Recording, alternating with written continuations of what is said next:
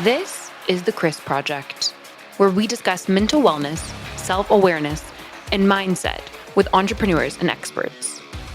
Set your perceived ideas and biases aside, and let's go on our journey for yourself, for your family, for the world.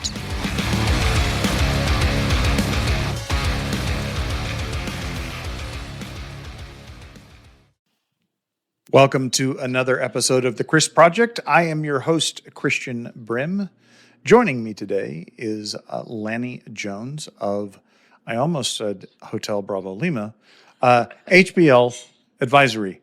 Welcome to the show, Lani. Thanks for having me. I'm looking forward to our conversation.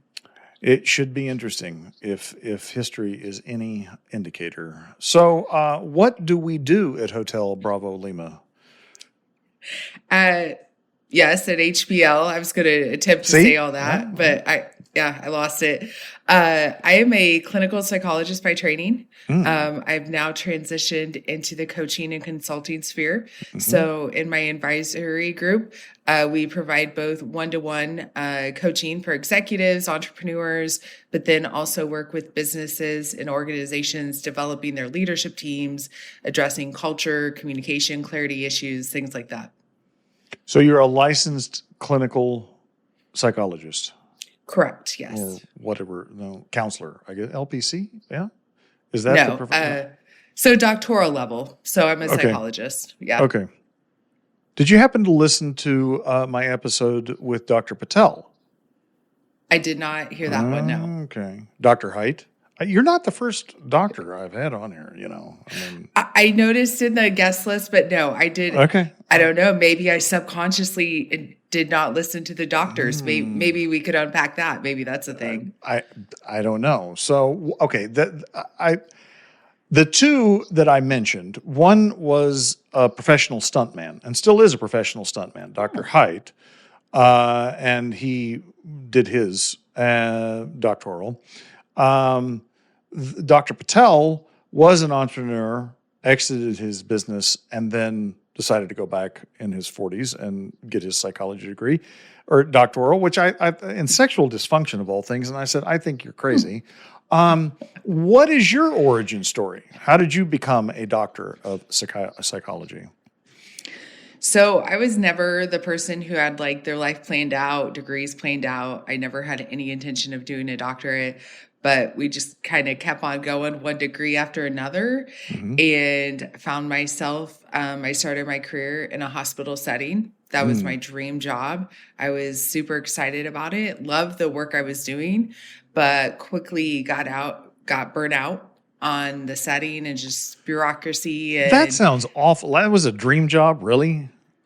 That was what you wanted to do. Okay. All right. Yeah, that was the full intention, why I chose my school, where I did my doctorate, all the things. Because I was working as part of an interdisciplinary team, so working with 8 or 9 other medical specialties.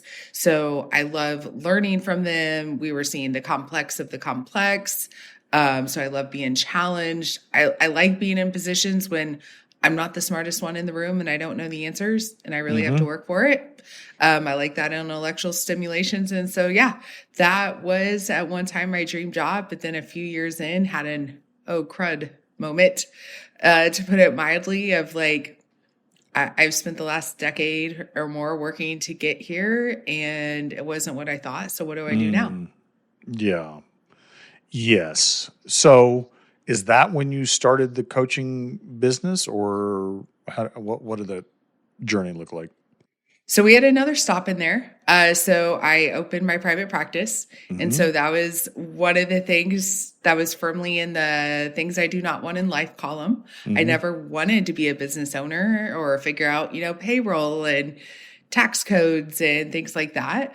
But came to love it though, came to appreciate how business outside of like a practical income stream can actually help you create an entire life that's fulfilling.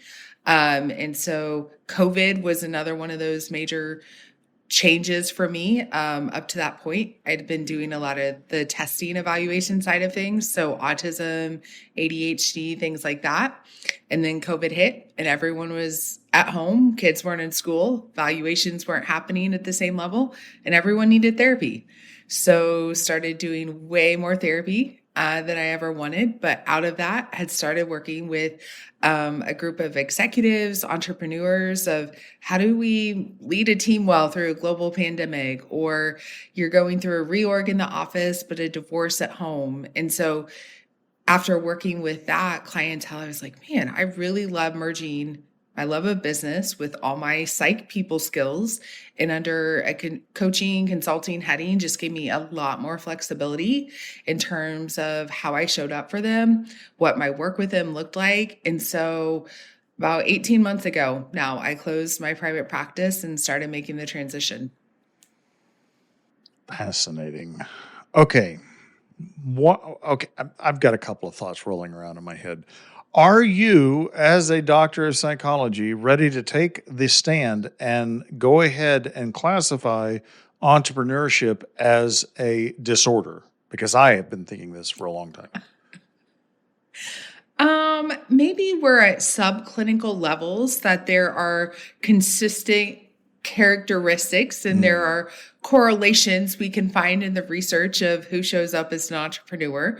I would take that stand. I'd go there. Good. I haven't got anybody else to commit to it, so you're my first one.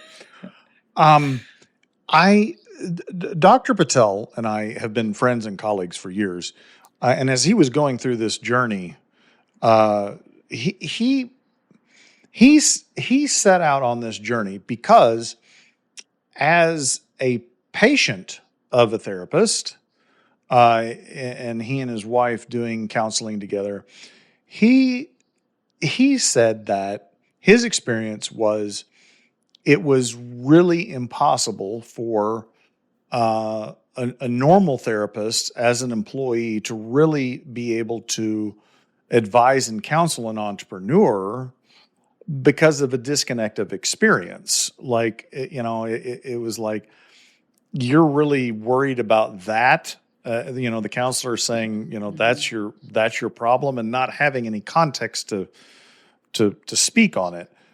What do you think? I mean, let me rephrase the question.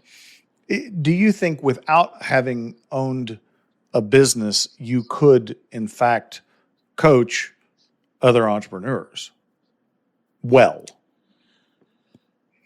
In terms of just the business entrepreneur piece, I would say no. Mm-hmm. In terms of other clinical therapy things like addiction. Sure. So does it mean that everyone who is an effective addiction therapist has to have experienced that? I would say no. Right. But on the business entrepreneur side, I think it's definitely a leg up of understanding, merging with so many of my clients I work with. We talk about, how do you show up in the office but show up at home? Because we're taught to like compartmentalize and, well, just put that in this box and this goes in this box. But really it doesn't work that way. Like everything is influencing one another, especially as an entrepreneur. And if you're the breadwinner, like the stress, the impact of that shows up not only in your work, but how you're showing up in a marriage or relationships, parenting, like whatever it looks like. And so, if I had not been an entrepreneur myself and business owner, no, I would be way less effective in this realm. Well, that's good to hear. When Peesh and I, before he was Dr. Patel, he and I were having this conversation, and he made a statement. He said, entrepreneurs don't have good coping skills. And I was like, well, I've never heard it put in those clinical terms, but you're right, we don't. And I made the leap, and he kind of went along with me, and we've discussed this thread that I think for a lot of entrepreneurs, if not most, the business is their coping mechanism. What say you? I told you I was going to quiz you. I'm ready. Let's keep going. I I think a consistent theme with entrepreneurs and the ones that make them most successful is because there is some kind of chip on their shoulder. And we Mm-hmm. could define that chip in a lot of different ways, but it's that drive, it's the watch me, it's I have to prove something, which a Mm-hmm. lot of those things probably come from some unhealthy, Mm-hmm. what we would say Yes. clinically is unhealthy, Mm-hmm. or the fact that their relationships outside of work aren't that healthy, or even in their own home aren't that healthy, because work is what they know and what they thrive at. And even if they were some unhealthy drives, it's made them very successful in the business world. Yes. Do you run across a lot of narcissists in your coaching? Not I, narcissistic behavior, but like yeah, truly a classical narcissist. I tend to filter those out of Ah, who I work with, okay. because I have worked with so many clinically, um, that I that's just not my cup of tea. I don't. That's not best for them. That's not best for me. We'll say it that way. Of who's going to be most effective working with them, and so I find though too, the ones I have encountered, it's usually because a board set a stipulation of you have to go work with a coach, or a partner gave them an ultimatum. And so rarely just by those narcissistic personality traits are they going to seek out growth and improvement, truly for growth and improvement outside of some external motivating factor. Yeah, they're probably going to approach it as a narcissist would, of like, okay, how can I check this box and manipulate the situation so that I get what I want? Yes. Or how do I use the situation to look a certain way? Mm-hmm. Yeah. Yeah. Um, Fascinating book I recently read called "Great Leaders Live Like Drug Addicts." Um, Okay. Matthew Brody Waite is his name. He is not a psychologist. He's a drug addict that went through treatment and started, a software company, and had success. And his his insight was that as an addict, he uh, wore a mask to present to people what they wanted to see, usually in a manipulative way to get what he wanted, but Mhm. hiding his true self, right? But he also noticed, as a leader, as an entrepreneur, he still had this desire to hold up a mask of, I'm in charge, I know what's going on, I've got all the solutions, etc. And his answer to that was radical authenticity, to live and be radically honest with the people in his life about who he is, how he feels, what he's struggling with, etc. It really resonated with me as an entrepreneur because I felt like I did have to have the answers, right? I had to project that confidence of, you know, yeah, this is the way forward, and we've got this figured out. Until I just got beat over the head so many times of like, well, shit, I don't know. I actually don't know. I thought I could fake it. You run into that scenario a lot. Yeah, absolutely. And man, we could really go down a Let's go down the psychological rabbit rabbit hole. hole I love rabbit holes. on mask Yes. wearing. Okay. And how, yeah, what is that line of authenticity? Because then sometimes in the interest or the name of authenticity, people use that as a free pass, and really they come across as the jerks and the people who don't want to work with them, and they create issues on teams and development, and they're just like, I'm just being authentic. I'm just being real. I'm cutting out the crap. And so it's like, when does that go too far? And now in this new age of AI and social media and those facades, yeah, how do we continue showing up as a business, a brand, like even when we talk about like marketing and all these automated systems, and if we're really priding ourselves on being authentic, how does that branding and marketing even work?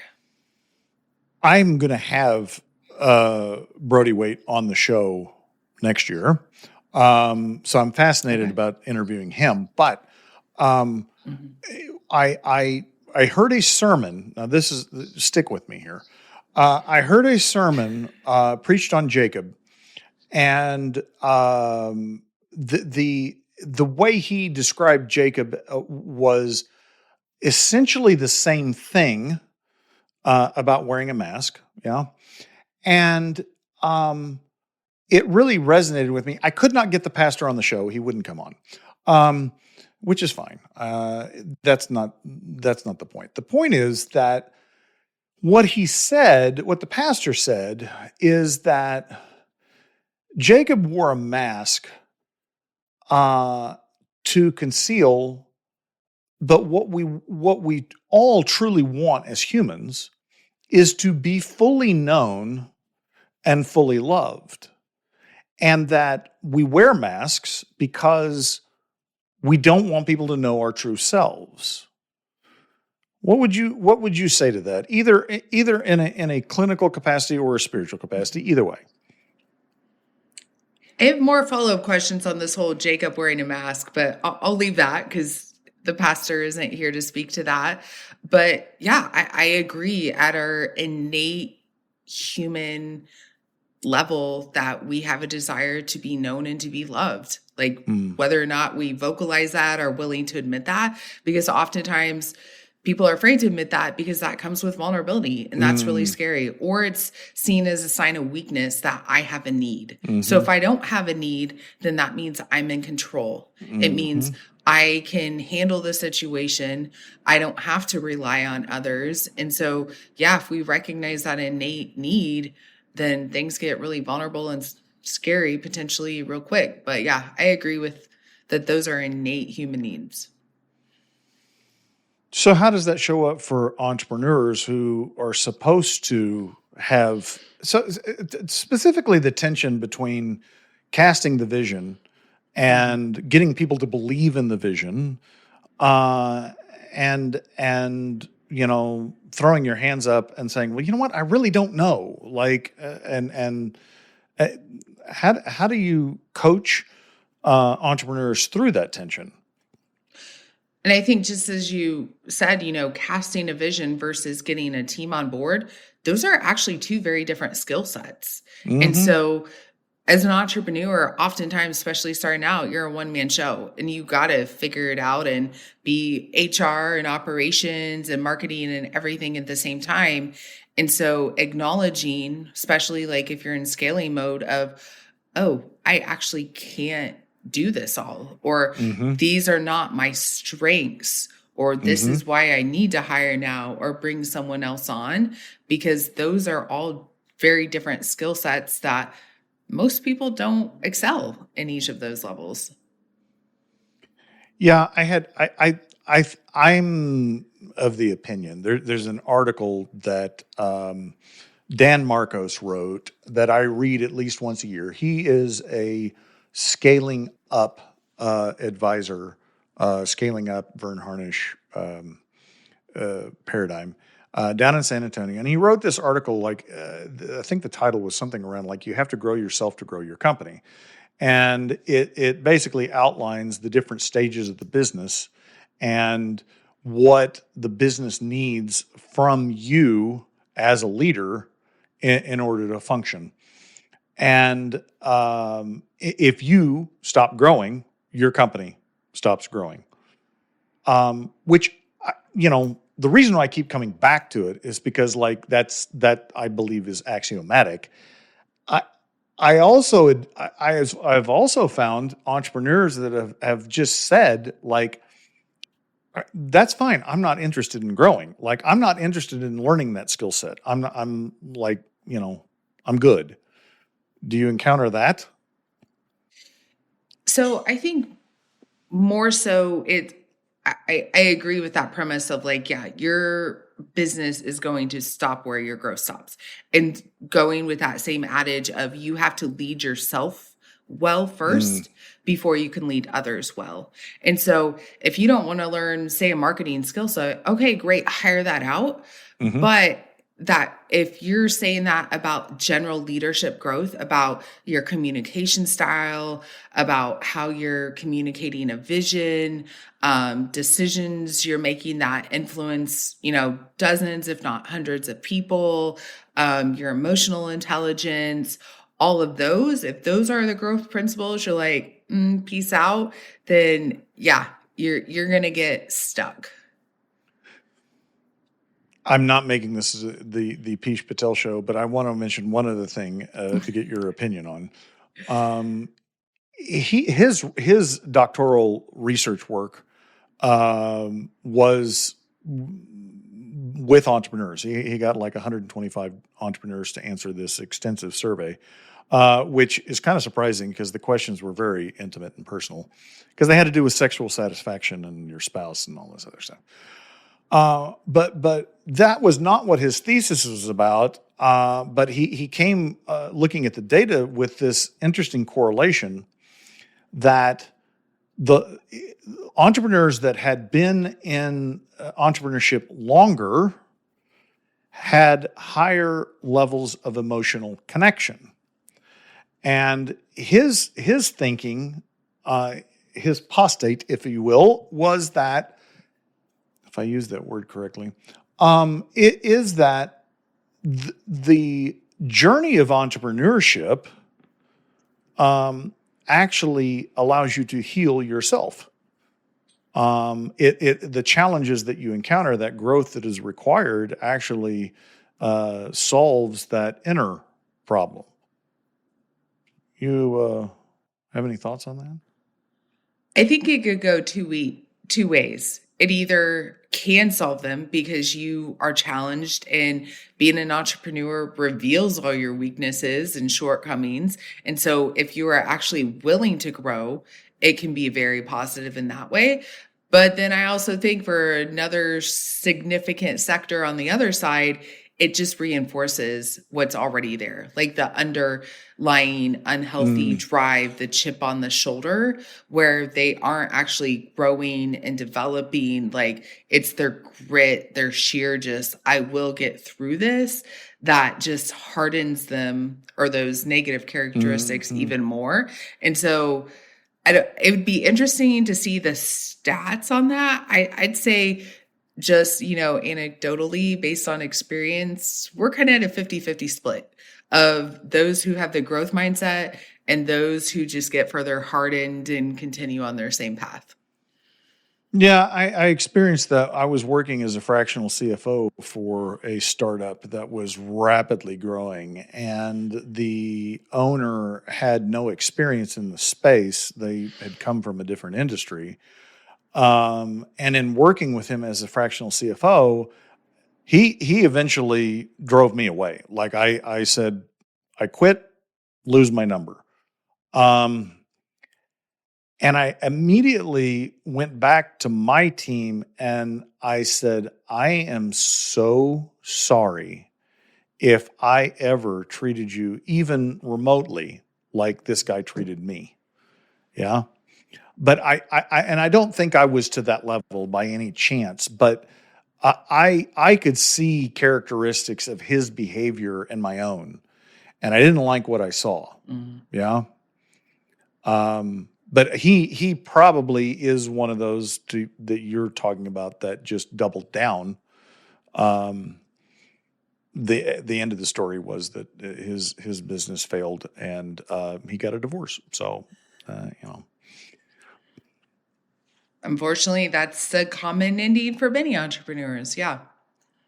Well, one of the things I've worked with a business coach for 3 years, and kind of speaking to what you're talking about, I realized it was definitely not apparent, and I don't think that I could have understood it without working with someone else, that my problems in my marriage were the same problems that were showing up in the business. But in other words, I was the same person. And my characteristics were causing the problems both places, but the way they manifested themselves, the symptoms were so different in my mind, I would never have made that connection. So I'm assuming you've had experience with some of your folks that was similar. Yeah, and that's why a lot of work I do, it's not just we talk business. It's really very holistic. We're looking at all areas of life. How are you showing up? How are you being your best self? And also too, like some of the leadership teams I work with, they're like, oh man, I must be failing. Like, they brought in a psych to work with us. Like there's still that negative connotation with it where I'm always like, wow, the fact that your leaders, your CEO saw something in you to financially invest the time and resources to continue developing you because they want to keep you. Actually, that's a positive that we're working together. Like that's not a negative. And just working through some of those stereotypes that like, regardless of how much success you've had or what age you are, like we all need business mentors, coaches, colleagues, like whatever title or label we give to them, because we all always need someone to hold up that mirror to reflect back to us like how others are experiencing our behavior, because we only have one lens through which we see our lived experience. And so we're like, wasn't that communication obvious? Like, how did you just come up with that answer based on what I told you? And they're bringing a whole different lens to it. And then it's like, oh, yeah, okay. And so just validating that wherever an entrepreneur is, like, it's not a fault or a weakness to say, I need someone to work as a guide and come alongside me to help me figure these things out. No, I mean, I think it's critical, Absolutely. Yeah. What's interesting, I'm going to say Peach's name one more time. I actually, I did not plan this. I'm sorry. It's just the way the conversation went. I went to Peach several years ago and I said, here are the things that I want to set up an external board of directors, and this is why, and these are the problems I'm trying to solve. And he patiently listened to me and he said, I think you need a business coach. And I'm like, okay. No, but thanks. Out of respect for him, it stuck in the back of my head. But in that moment, I'm like, I don't need a coach. Like, to me, what I thought a coach was they were going to come in and tell me how to do things differently in my business. And I didn't understand that the coaches that you're talking about for entrepreneurs are not going to tell you how to solve your business problems. That's not what they do. They're not, what's the word I'm looking for? Experience coaches, where they're going to tell you how to do something. Yeah. They're more like a professional athlete coach where, Tiger Woods' swing coach is not telling him how to swing a golf club, right? Tiger knows how to do that. He's helping Tiger reveal truths within himself that he may not be able to see. What do you think? Yeah, I think the term coach is unregulated, it's unofficial, so like anyone can use that. And so that can mean, and they do. Yeah, 100 different things to 100 different people. And so there are some of those, I think, who might just be the advice givers and they want to be seen as the expert and they come in and tell you everything to do. Whereas if you look at a good coach, even from like a sports analogy, that coach isn't just telling the players everything to do. They are developing, they are giving them, appropriate leadership, responsibility. Like, it's also not just advice giving of here's what I think you should do, because ultimately at the end of the day, you're the one who has to live with the consequences. And so, yeah, sometimes I'll get pushback from clients that are like, I just want to know what you think. I'm like, great. Well, tell me what you think first and why. And so, yeah, that's why I don't give advice anymore. I mean, like, if you ask me professional advice and pay me, I will give you advice. But when a fellow entrepreneur comes, even my own adult children, like they're like, I want your advice. I'm like, I will not give you advice. I will give you my experience.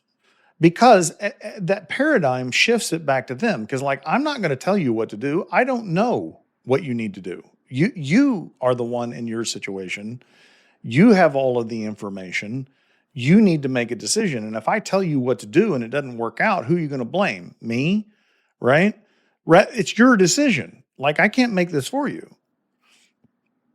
Yeah, absolutely. And so it's putting them back on them, offering, holding up the mirror, showing them other avenues, getting them to think bigger picture, or have you considered this? Or, I wonder what the consequences of that might be, positive or negative, and helping them see that broader picture and start to make those connections of, oh, okay, actually it is these, same characteristics that show up in the work and at home, but I wasn't making the tie to them. Yes. Very, I'd say impossible to do yourself. I really do. So, Lani, if people want to find out more about HBL Advisory and engage you, how do they do that?